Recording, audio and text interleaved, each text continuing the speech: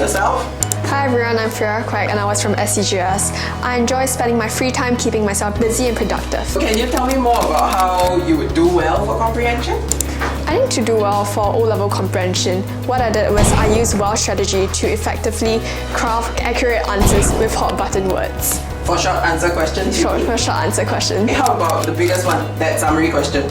I think I have managed to learn how to use WOW's unique strikeout method to effectively tackle summary questions. So what exactly is the strikeout method? So just imagine yourself having a basket of good and bad apples.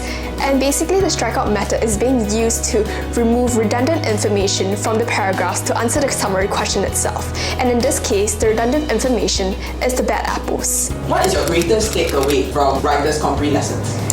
I think my greatest takeaway is learning how to study for comprehension itself before my exams, and this has helped me breeze through O-Level comprehension as a whole. To be a good critical thinker like me, join us at Writers at Work.